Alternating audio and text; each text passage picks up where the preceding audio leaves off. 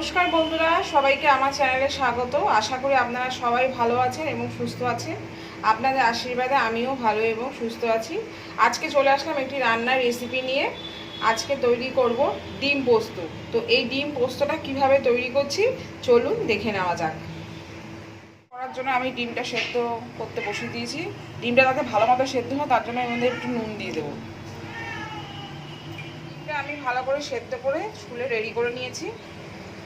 আর এদিকে ডিমের পোস্ত রান্না করার জন্য যা যা লাগবে নিয়ে নিয়েছি পেঁয়াজ কুচি, টমেটো কুচি, এখানে আদা শুকনো লঙ্কা পেস্ট, জিরে পেস্ট, আর হচ্ছে পোস্ত বাটা, আর হচ্ছে ধনেপাতা কুচি, চেরা কাঁচা লঙ্কা 4টে। এরপর আমি এই সেদ্ধ ডিমগুলোকে একটু চাকুর সাহায্যে এরকম করে কেটে কেটে রেডি করে দেবো,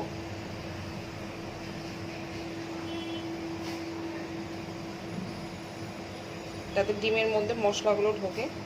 কড়াইতে তেল দিয়ে দিয়েছি, তেল গরমও হয়ে গেছে। এর মধ্যে দিয়ে দেবো সামান্য একটু লবণ, আর এতে দিয়ে দেবো একটু হলুদ, যাতে করে ডিমটা ভাজার সময় ফেটে ফেটে গায়ে না ছিটে যায়। এরপরে আমি ডিমগুলোকে ভেজে নেব হালকা করে।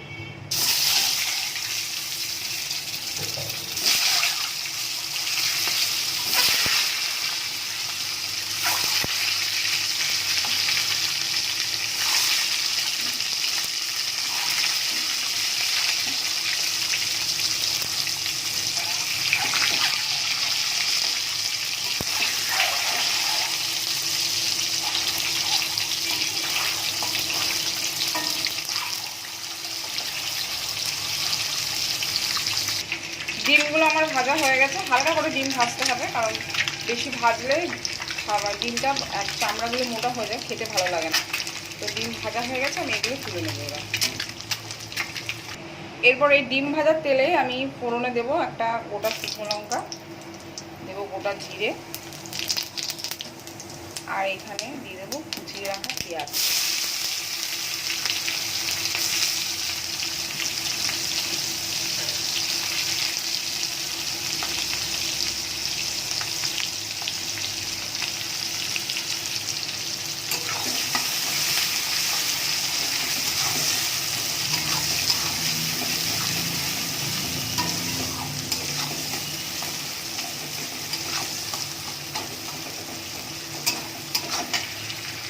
পেঁয়াজটা আমার ভালো মতো ভাজা হয়ে গেছে। এরপরে আমি দিয়ে দেবো এখানে কুচিয়ে রাখা টমেটো।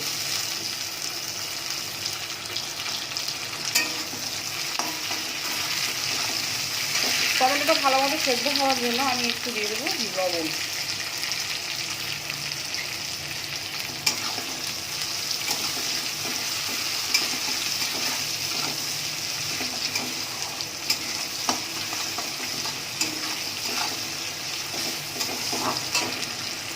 টমেটো এবং পেঁয়াজ ভালো মতো ভাজা হয়ে গেছে। এরপর আমি এর মধ্যে দিয়ে দেবো এক এক করে শুকনো লঙ্কা আর আদা বাটা,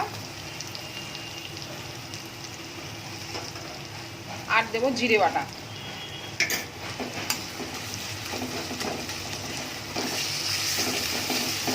মশলাটাকে ভালো করে কষিয়ে নিতে হবে।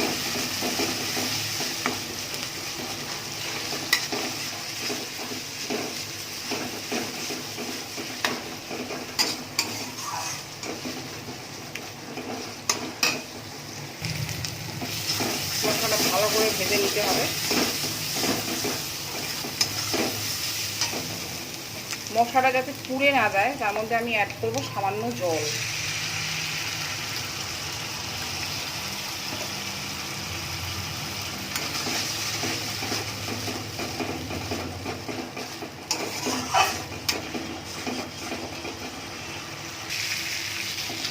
মশলা ভালো মতো ভাজা হয়ে গেছে, দেখুন তেল ছেড়ে গেছে। এরপরে আমি এতে দিয়ে দেবো এক এক করে হলুদ গুঁড়ো, দিয়ে দেবো ধনিয়া গুঁড়ো,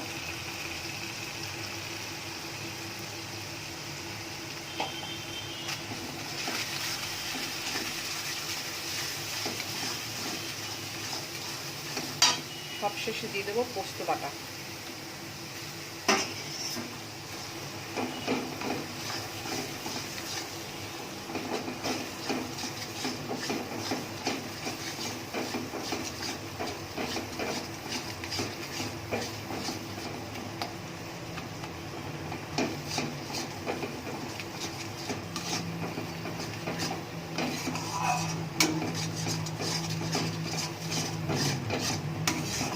ভালো করে মশলাটাকে কষিয়ে নিতে হবে।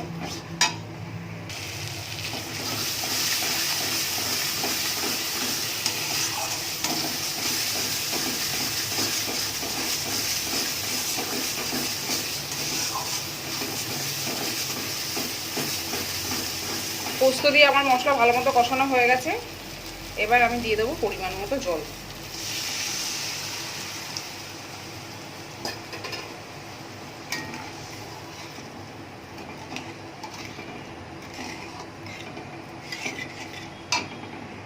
আবার ফুটে গেছে, এরপর আমি দিয়ে রেখে দেবো যে ভেজে রাখা ডিমগুলো।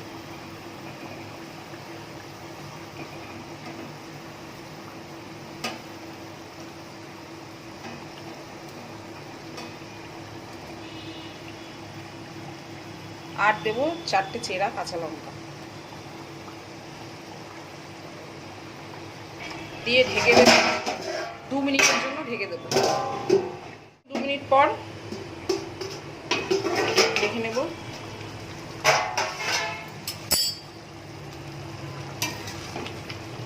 একদম রেডি।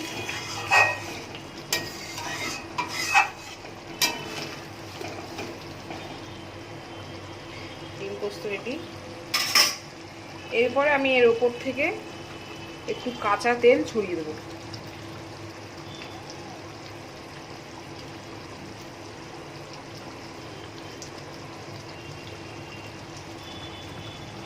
আর দিয়ে দেবো একটু কুচনো ধনেপাতা।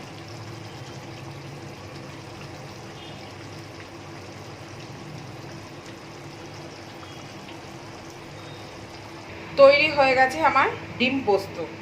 তো আজকের রেসিপিটা আপনাদের কেমন লাগলো অতি অবশ্যই কমেন্ট করে জানানোর অনুরোধ রইল। ভালো লাগলে লাইক করবেন, কমেন্ট করবেন, শেয়ার করবেন। তো এইভাবে আপনারাও বাড়িতে বানিয়ে দেখতে পারেন, আশা করি আপনাদেরও ভালো লাগবে। তো আজকের মতো টাটা, ভালো থাকবেন, সুস্থ থাকবেন।